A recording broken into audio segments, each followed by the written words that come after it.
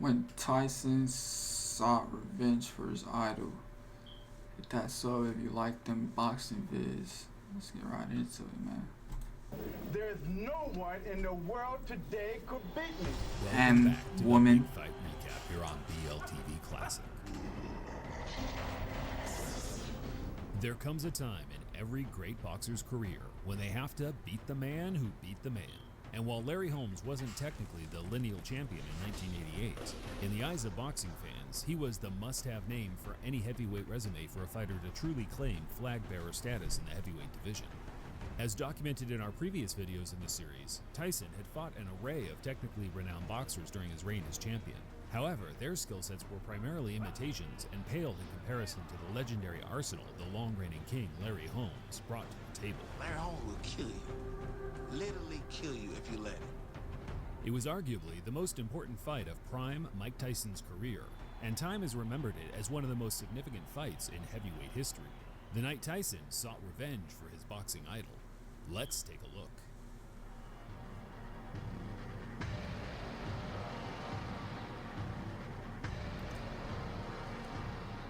Shit like a show. Now let's see if the pace changes or anything. Good right hand, good combination, scored. Holmes is coming. Larry Holmes burst onto the heavyweight scene in 1978 after successfully challenging Ken Norton for the WBC title. It was a violent affair that culminated in a breathtaking final round where Holmes had to win to get the decision. Show both fighters courageous as Holmes comes back, scores it.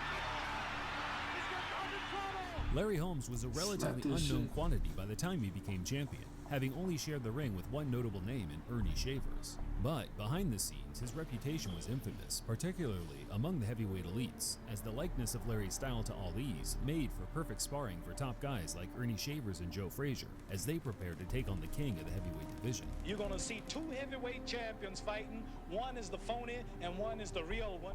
Ali himself took a close liking to Holmes, bringing the dubbed Easton Assassin on board the team as early as 1968, helping to nurture a talent that would one day conquer the golden generation of the heavyweight division.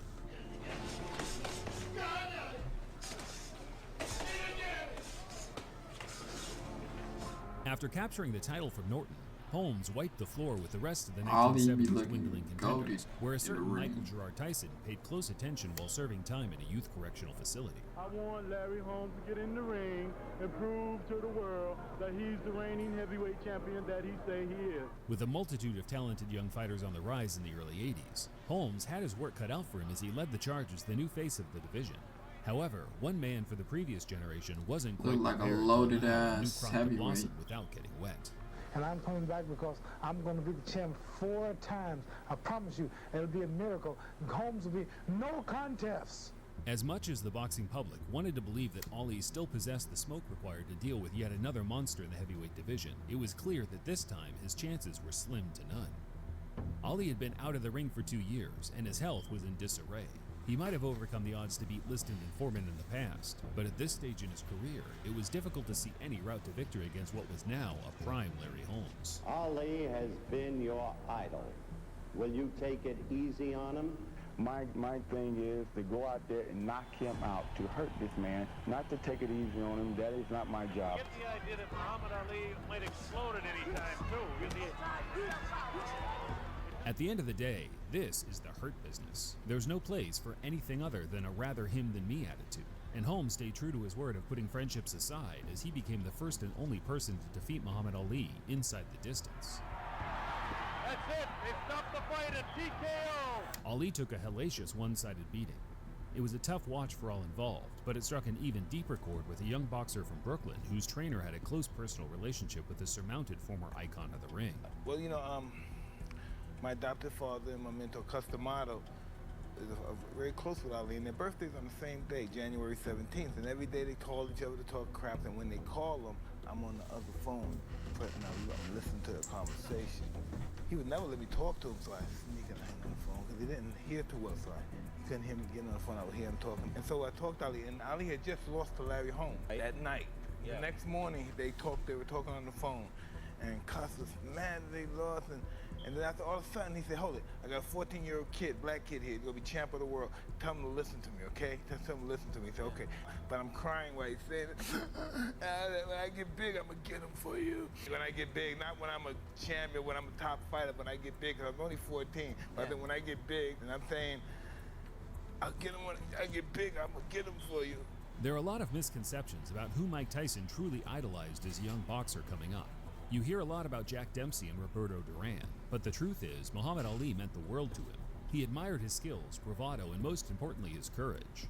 As intelligent and punctual as Tyson is today, he still struggles to find words to describe his admiration for Ali. Me, Ali's a giant. There's no way other fighters can match him. He'll die for this shit. He'll die. I'm not gonna die for that. Larry Holmes was prepared to face the backlash of defeating the world's biggest sporting icon, as he tried to save face in the direct aftermath by crying in his post-fight interview. It hurt you to punish him that way, didn't it? I feel that he fought one of the baddest heavyweights in the world today, and you cannot take credit from him. However, that heartbroken 14-year-old kid represented how most of the sporting world felt as a consequence of Ali Holmes. Larry was now the villain, and the press pushed this portrayal so hard that Holmes himself eventually succumbed to the narrative, as stories of Larry relentlessly beating his sparring partners, all the while trashing former kings of the ring, propagated and overshadowed the greatness he was producing in the squared circle. I mean, if you really want to get technical about the whole thing, Rocky couldn't carry my jock strap. If I hurt your feelings back there, so f***ing what? As unlikable as Holmes seemed, his run as champion warranted respect. He made 19 world title defenses, with 8 of those against young, undefeated rising top talents. He took on all comers and left no stones unturned. By 1985, he'd amassed a record of 48-0 and would only suffer his first defeat at the hands of what many felt was a robbery against Michael Spinks. I don't think there's going to be a lot of agreement, Ray, with that decision here at the Hilton Hotel. The loss, even given the he fact was on that that he thought he won, was Mayweather enough for type Larry run. to hang him up.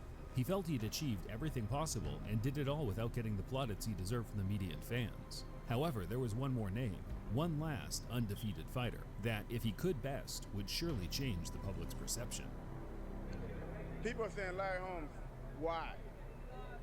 They won't say that anymore after this, because I know what I'm doing.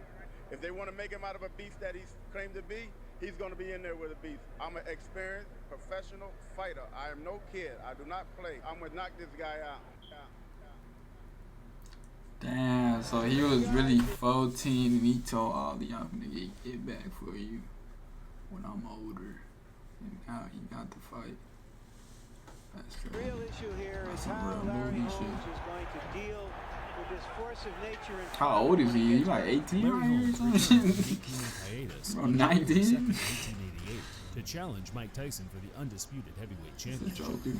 Tyson entered the ring with his idol Muhammad Ali, who whispered, "Go get him for me, champ," in Mike's ear just before the first bell Yeah, sounded. I need that get back. I think that's really been the mystique of this fight this week, and I think that's really what's made it the event that it is. Round one. Said sleep this shit. Twine. But once again, the popular school of thought is that Larry Holmes is going to have to back up. I got the Tyson. Spider-Man Nobody's music. been able to do it yet.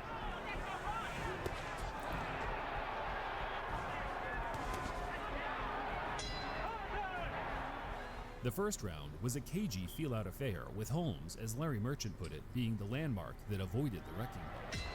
And just to elaborate on that, Mike, go to the body. Remember the numbering system we talked about? And Holmes, he big, no doubt. The body's wide open and Tyson attacks him. There's a left hook by Tyson. That's the right hand. Tyson says no, it didn't hurt. There's a right hand lead by Tyson. That was a big right hand. Best punch of the fight. Tyson was a Right lot on sharper in the cheekbone. second, beating the great Larry Holmes at his own game with the jab, which appeared to light a fuse in Larry as he came out to his own detriment, with a spring in his step in the third. can pull together one big effort. Look at Larry Holmes. Larry Holmes is Look at the trying it jab. right here. Look at the jab. It started to stick out. He started trying hard. That was a right hand. Down goes Holmes with a crashing right hand. Tyson nailed Holmes with a devastating right hand midway through the fourth, which left the former champ scrambling around the ring, desperately trying to avoid Tyson's wide-winging hooks. And down he goes again from another right. I'm doing somersaults.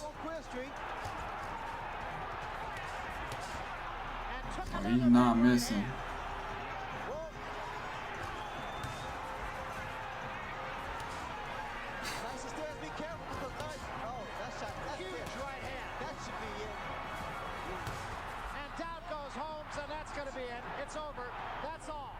Bro, he got more than get back. No heavyweight could get up after crashing that hard to the canvas. Okay, Mike Tyson, did this mean something special? Bro, we need a Mike Tyson regen, bro. Come on. An outstanding fighter. Well, it's great to have the name on my record, but everyone knows Larry Holmes was a legendary fighter. And if he was at his best, I couldn't stand a chance. He's a great fighter. I admire him very much. Absolutely, yeah. The king is dead. Long live the new king. Absolutely. Thank you, Mike. Thank you, Larry. And back to ringside. Mike's win over Larry is often overlooked today due to the circumstances and age difference between the two. Holmes was 38 after all.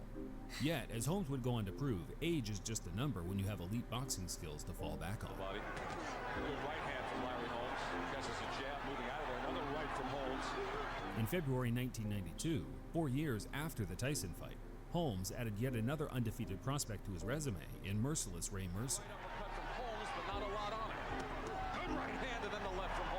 Mercer looked like the real deal after obliterating Tommy Morrison in his previous outing. Yet, Holmes was able to school him, as he would many other decent heavyweights right up until his retirement in 2002, 15 years after the Tyson match. To this day, Holmes is one of the most underappreciated champions in history. He forged his career in blood, showing tremendous courage, never ducking a single opponent, all while displaying beautiful boxing skills that are still studied by students of the game today. Tyson and Holmes remained good friends ever since their fight, but it was Mike's relationship with Ali that became stronger bonded by the battle. Watch me, Ali. Champ, watch me, champ. I'm fast. Watch the feet, champ. Champ, my feet. Watch the feet, champ. I'm bad, champ. I'm bad.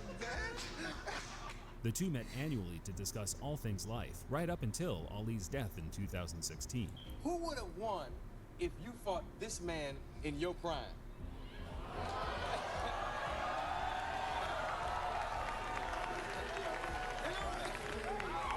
Dancing master. Yeah, you were a dancer. You moved. I wasn't that powerful.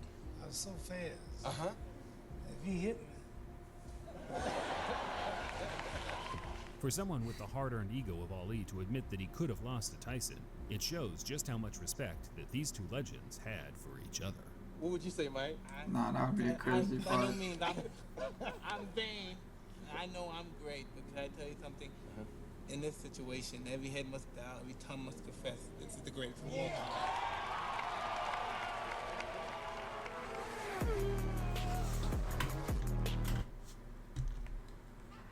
What is Muhammad Ali's record? He the GOAT. He had 56 wins and 5 losses.